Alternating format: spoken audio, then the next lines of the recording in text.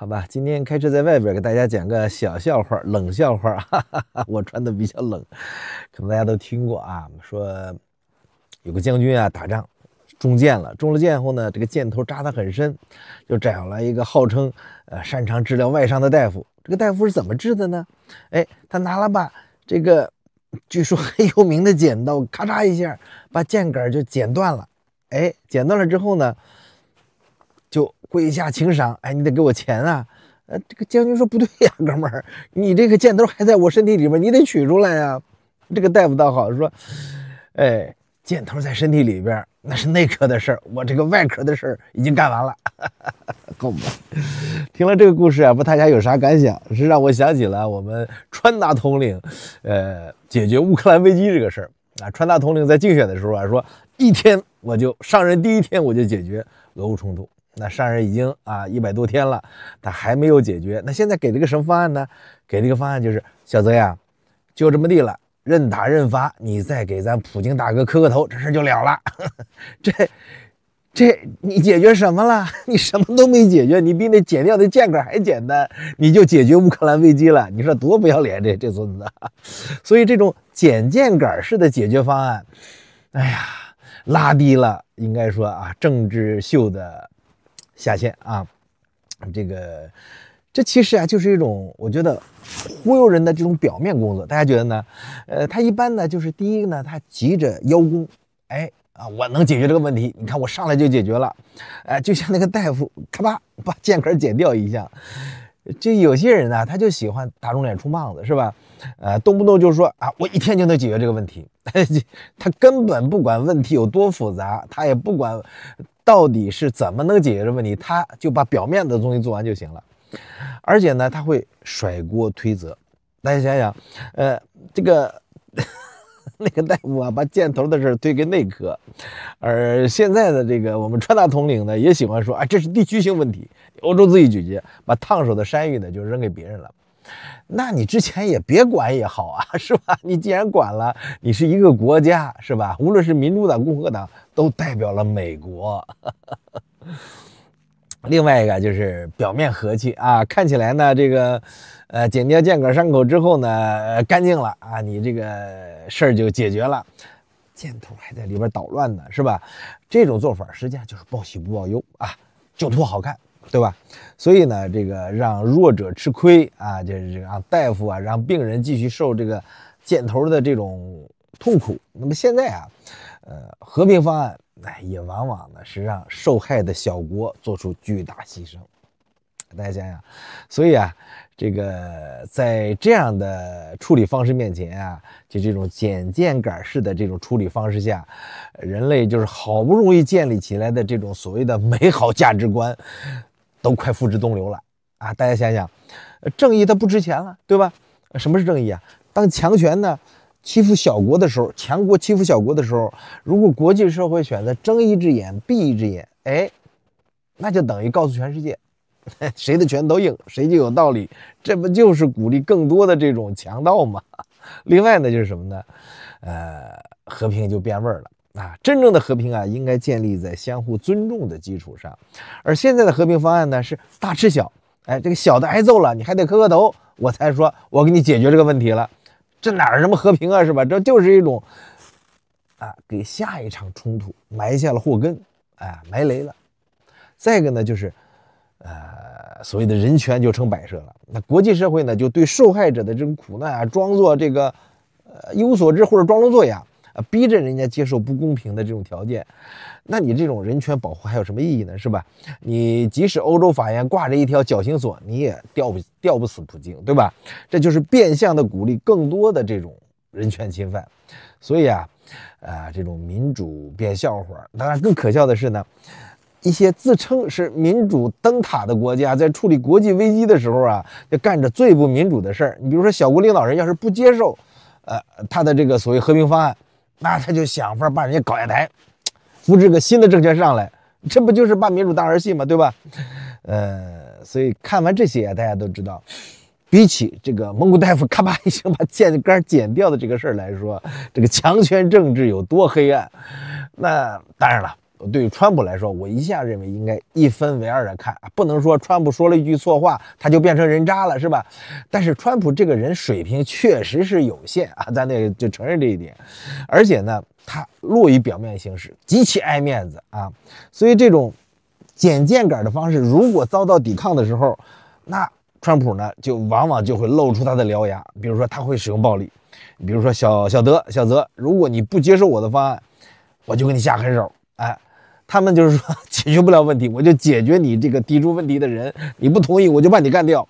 他也不愿意真正去解决问题，因为他压根儿就没有能力去解决这个问题。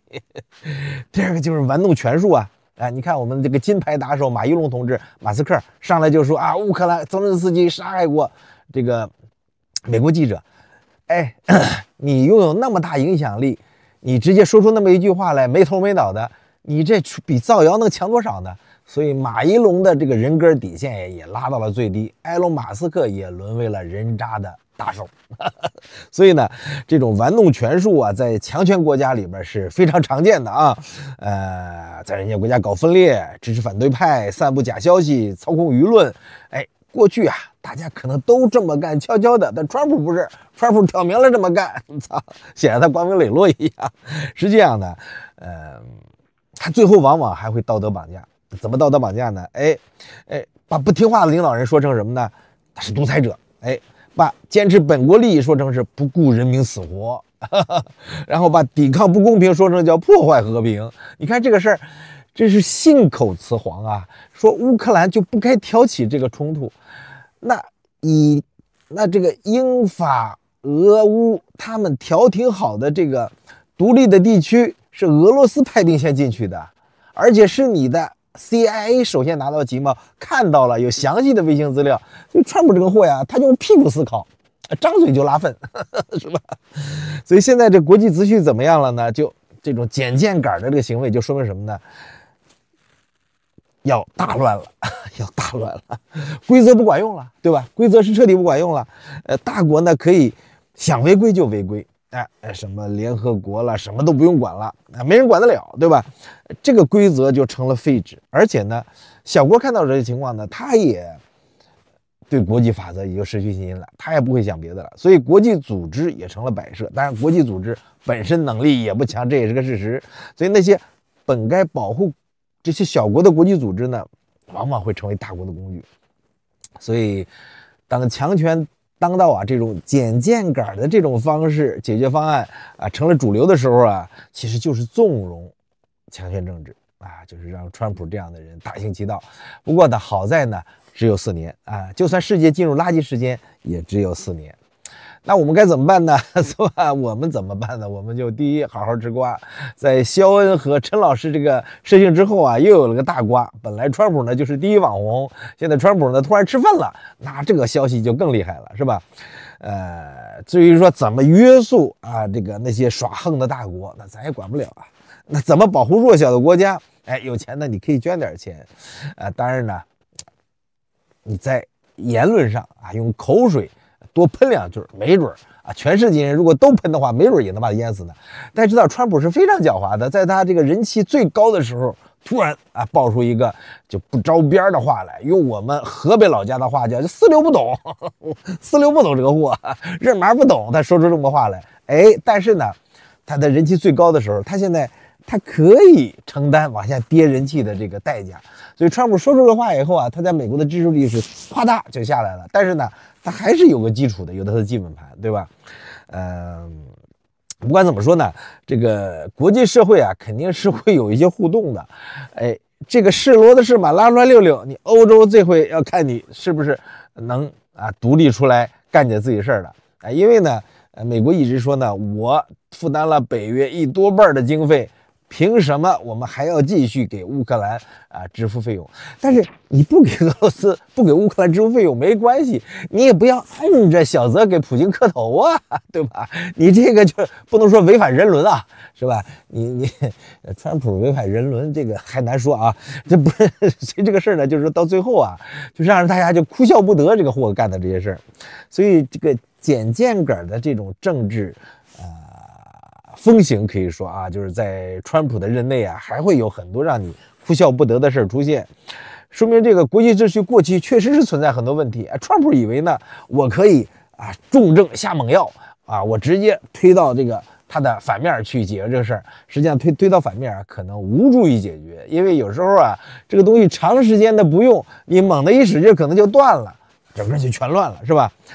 所以这种应该说被纵容，如果就是敷衍了事转嫁伤害，到最后呢，大家就是所谓的这个我们讲这个价值观，是吧？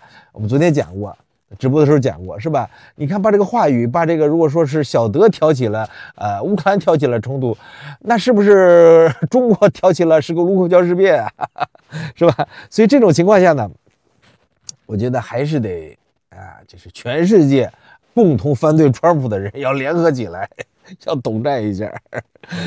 这个所谓的正义和和平其实不能说不存在，可能是在你心里有，但是在国际政治上目前看起来就是强权政治特别是那些有争议的地区我就不说是哪儿了，大家都知道的。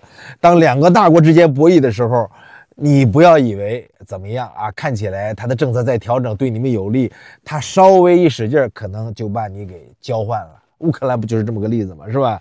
所以没有一个真正公平的这种正义的国际秩序，小国、小的地区、小集团的利益根本就无从保护这就像那个中箭的那个将军一样，是吧？如果你不把箭头取出来，这个表面的伤口愈合了，那里边还有块金属呢，是吧？你的伤会越来越重。所以国际政治呢也是这样所以大家呢表面的和平像川普这样的我解决俄乌冲突了，就这么地小泽再磕个头认个错，这事就了了。你说他妈这能带来持久和平吗？所以呢，川普面临的问题一个是4年后他会遭到无数的可能这种报复和审判，因为现在看起来美国两党政治之间的报复在加剧，而且这种报复呢烈度也在增强。所以呢这一次把佩洛西加抄了，上一次呢 FBI 把川普老婆的内衣给翻出来了，那下一次会不会逮几个小川普呢？那也难说，是吧？我们拭目以待。谢谢大家收看，我们下次再见，拜拜。